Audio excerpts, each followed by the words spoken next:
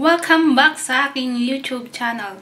So, kung bago ka pa lang sa aking channel, welcome. So, for today, this video, i-discuss natin yung about Hong Kong ID card sa pag-schedule. Kung kailan ka pwedeng mag-renew at kung kailan mo pwedeng palitan yung Hong Kong ID card ninyo. Kung kailan kayo ipinanganak. At i-discuss ko dito sa buong video ko yung lahat ng information. So, stay tuned and then subscribe my channel. So, okay, let's start. Search natin sa ating cellphone. Depende kung ano yung gamit niyo. Pwedeng Chrome, pwedeng Google. Okay? And then, yung gamit ko ngayon is ang Google. So, ito muna yung gamitin natin. Click natin ang Google. After nyan, search natin. Search natin ang Hong Kong ID schedule. Hong Kong ID schedule. And then yung unang lalabas sa taas, yun ang ating i-click. Yung Smart Identity Card. Then, may unang lalabas dyan, special notice, starting from March 1, 2021. Ito yung in-implement ng Hong Kong government na scan the QR code of the Live Home Safe mobile app. Ito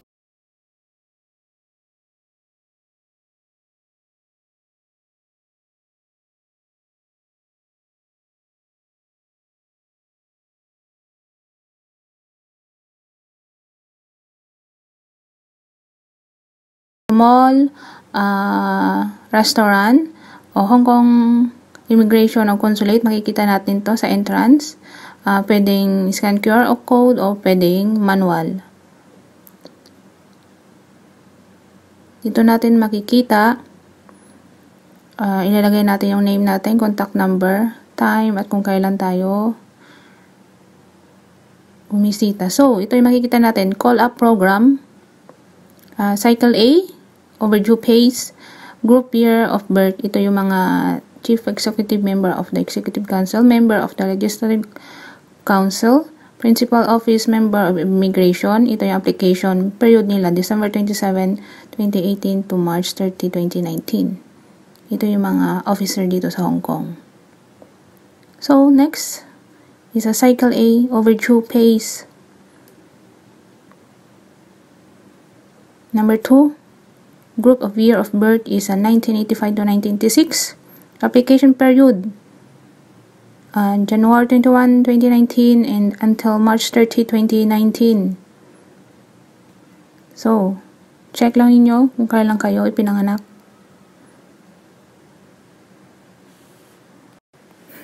And then, next natin, cycle A, overdue pays number 3. Groups and year of birth, 1968 to 1969. Ang application period niya, April 1, 2019 until June 1, 2019. Yun yung year of birth ng 1966 to 1967. So, hopefully, sa mga nanonood, nakakasabay kayo. Next natin, cycle B, overdue pays number 4. Groups year of birth, 1966 to 1967. Application period, June 3 to July 26, 2019. Yung mga year of birth, 1966 to 1967. June 3 to July 26, 2019.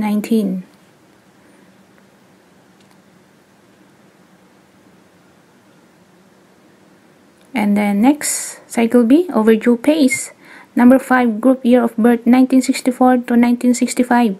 Application period, July 27 until September 23, 2019.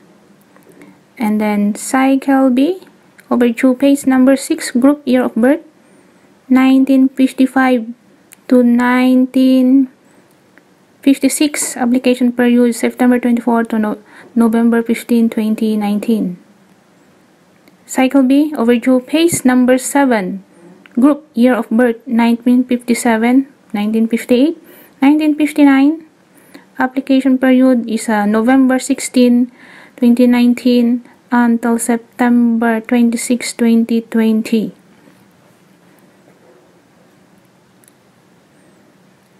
Okay, continue natin.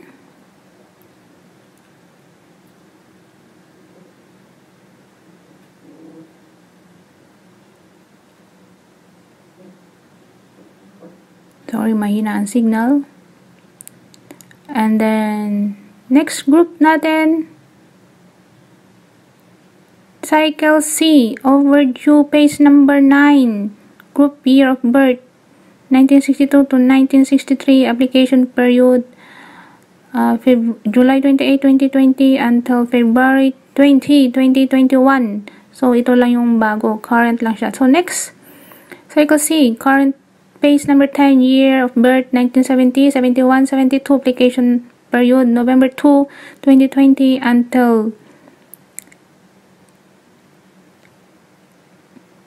April 30, 2021. So, let's continue. Cycle C, current phase number 11, year of birth, 1973, 74, 75, 76. Application period, February 22 until July 9, 2021. Ito lang po yung mga current application. So, yung mga mag-application ngayon, processan ninyo ang inyong Hong Kong ID card. So, next coming is a Cycle C, upcoming phase number 12. Year of birth,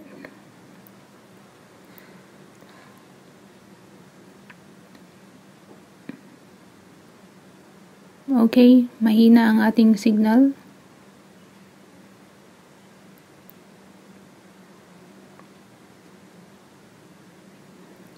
Year of birth, 2005, 2006, 2007, 2012, 2013, 2014, 2015, 16, 17, and 2018. Application period, May 3, 2021 until September 18, 2021. So, this year yan. Kung nandyan yung inyong year of birth, follow na ninyo ang inyong Hong Kong ID card. And then, the last one, upcoming phase. So, nandito ako sa mga nagtatanong. 1987, ano ba ang schedule?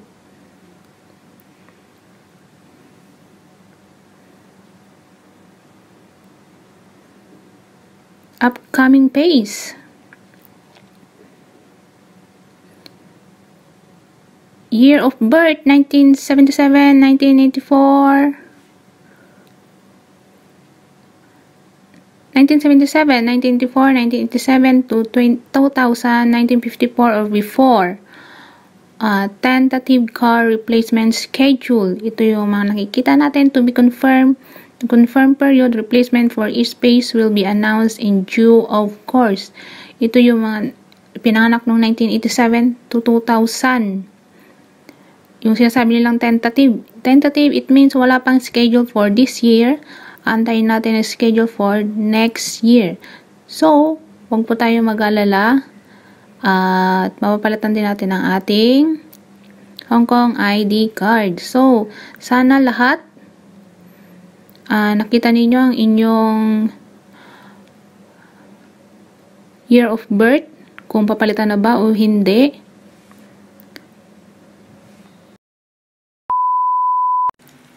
Ayan, natapos ko na yung discussion ko sa schedule ng Hong Kong ID card. So, sana may natutunan kayo at may nalaman kayo sa sinabi ko. So, kung may mga suggestion kayo or comments, comments down below lang sa aking YouTube channel. And don't forget to like, share, and don't forget na rin po ang turn on your notification bell button para update ka sa mga new videos na i-upload ko. And then, subscribe! Thank you very much! Bye!